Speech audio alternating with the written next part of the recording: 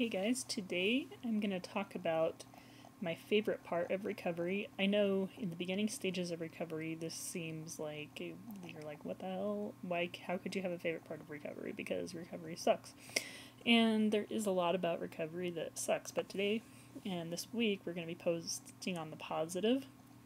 And so I'm going to tell you that when you get to a certain point on the other side of recovery, it really does get better. And my favorite parts of recovery is, even though you have to go through a lot of things that suck in the beginning, eventually it gets better. And what gets better is that you have more relationships.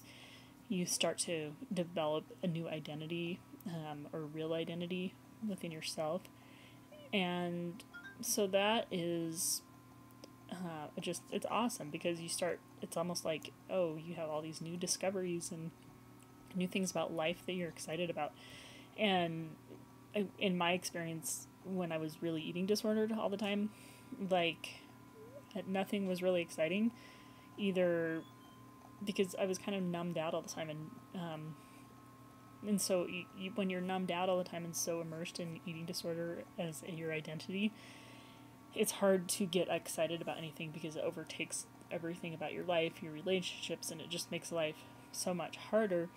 And everything that you are avoiding, and that you're trying to maintain this state of almost stasis or numbness, it becomes harder and harder to maintain that. And it feels, you're not used to dealing with intense emotion, and it's really uncomfortable. I can't say that it's still really comfortable for me. It's not.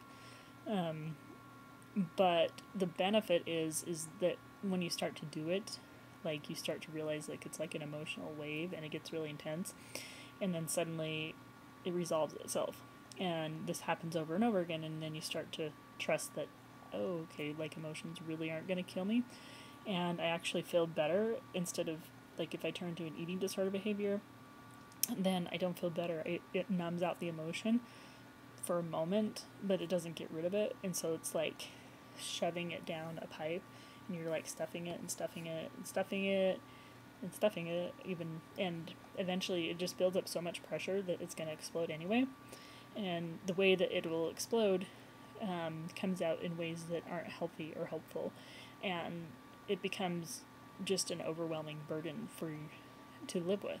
And so everything that you're trying to avoid, it actually becomes worse. And so my favorite part of recovery is that once I figured out that emotions weren't actually going to kill me, like, even if they were intense and even if I didn't like them, that it got better. And the nice thing was that all the uncomfortable emotions that I don't like feeling, there's also emotions that I do like feeling, but I was even, like, not comfortable with feeling intense emotions like happiness and joy, because I kind of, I don't know, like, there was like a guilt or something. I don't know where that was coming from. Like, if I feel happy, like really happy, then there's something wrong with me.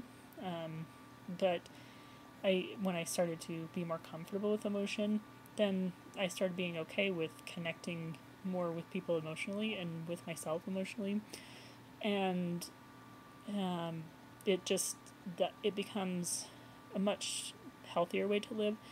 And so now, when I feel intense emotions, like, even when it's not comfortable, I know that I've experienced those emotions before, and I know that over and over again, not only have I experienced them, but I've also experienced that they level out. So you start to live in a range of emotions instead of on the extreme ends of emotions. And that's the beauty of recovery, is that there's this whole range in between. And so, you have ups and downs, but that's normal, and you start to feel what normal is, what normal emotional experience is like. And for a lot of us that have eating disorders, that doesn't feel normal. It feels really weird, and it takes a long time to get used to. And even now, I would say that I'm pretty much fully recovered. But it's still, there's times when it's like, oh, this is weird, I'm gonna like it, because I have some really intense emotions. And so it's hard, but it then allows you to find out new things about yourself and discover yourself. And I find that things that I'm afraid of, when I just allow myself to experience fear and go do them anyway, then it's like it's empowerment and a lot of self-discovery and gaining of new skills and new friendships and new experiences.